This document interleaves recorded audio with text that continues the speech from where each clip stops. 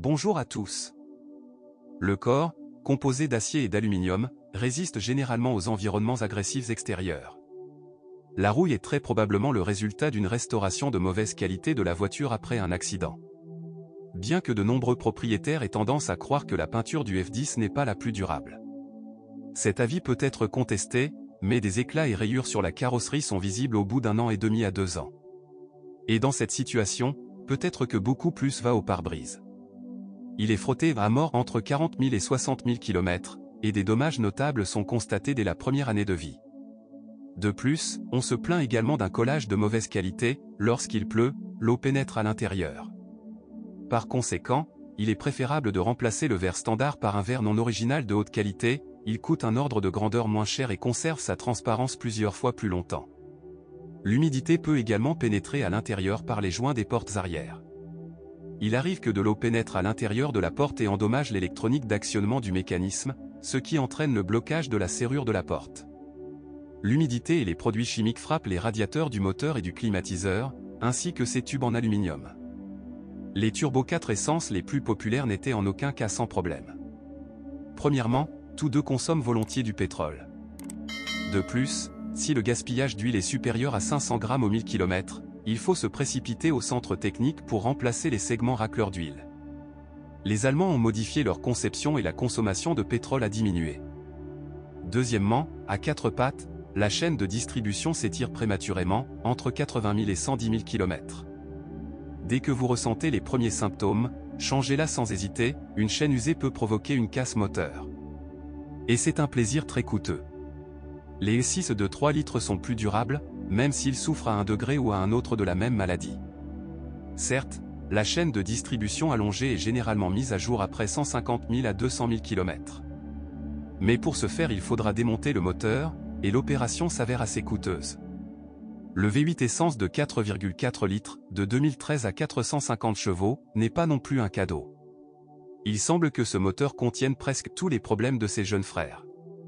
L'huile consomme jusqu'à 3 à 4 litres aux 10 000 km, les bacs doivent souvent être changés entre 60 000 et 90 000 km. Et presque simultanément, les premiers symptômes d'étirement de la chaîne de distribution apparaissent. Le système de calage variable des soupapes n'est pas non plus fiable.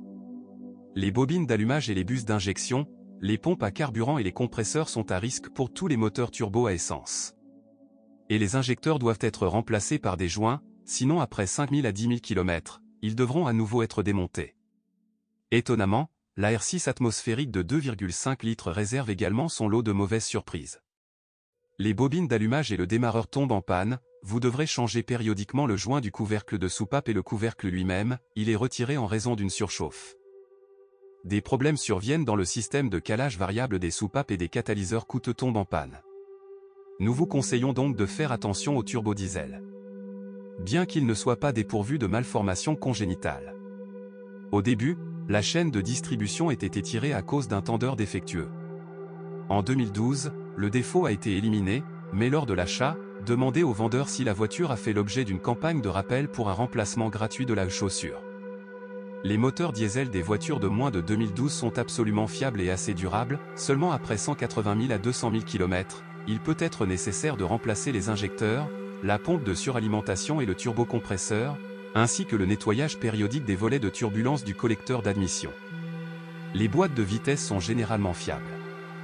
Les mécaniques sur le 5 sont ici extrêmement rares, la grande majorité des F10 d'occasion sont des versions avec une automatique ZF à 8 vitesses. La transmission automatique s'est révélée fiable et flexible, même si des cas isolés de panne surviennent encore. L'unité est considérée comme sans entretien, mais nos techniciens recommandent de changer l'huile tous les 80 000 à 100 000 km. En plus de la traditionnelle propulsion arrière, le 5 peut compter comme avantage la transmission X-Drive, elle a été installée sur toutes les modifications à l'exception des 520i et 518d de base. La transmission intégrale vous donne confiance sur les routes glissantes, mais elle provoque parfois aussi des déceptions, la boîte de transfert coûteuse, les boîtes de vitesse avant et arrière tombent en panne.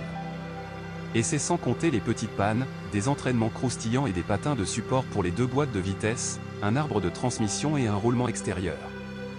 En général, ici, selon votre chance.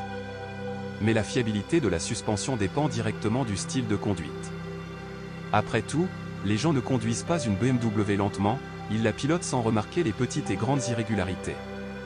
Les premiers à être sollicités au repos sont les jambes de force et bagues stabilisatrices, les cils en bloc des leviers avant, les embouts de direction à biellette, puis les roulements de roue. Mais toutes ces pannes peuvent être guéries, et souvent pour un coût tout à fait raisonnable. C'est une autre affaire si vous possédez un 5 sophistiqué avec une suspension adaptative à contrôle d'amortissement variable, un châssis entièrement contrôlé, des stabilisateurs actifs et une direction. Dans une version d'occasion, une telle voiture est, pour le moins, très chère. La complexité de la conception s'est également reflétée dans l'équipement électrique. Au fil du temps, le multimédia et la climatisation commencent à échouer, toutes sortes de réglages électriques, par exemple les sièges ou les vitres, le couvercle du coffre ou les rétroviseurs, échouent. Toutes sortes d'unités et de modules électroniques, les systèmes avancés de sécurité passive et active tombent en panne et l'entrée sans clé refuse de reconnaître la clé électronique. N'essayez donc pas d'acheter une BMW d'occasion avec autant d'options que possible. Même si cet exemplaire est vendu à un prix très attractif. Le fait est que tous ces appareils électroniques affectent négativement la fiabilité globale des S5. Et plus la voiture est ancienne, plus il y a de problèmes lors de son fonctionnement. Si vous possédez ou aviez un tel modèle, partagez des informations sur ce qu'il casse et comment dans les commentaires.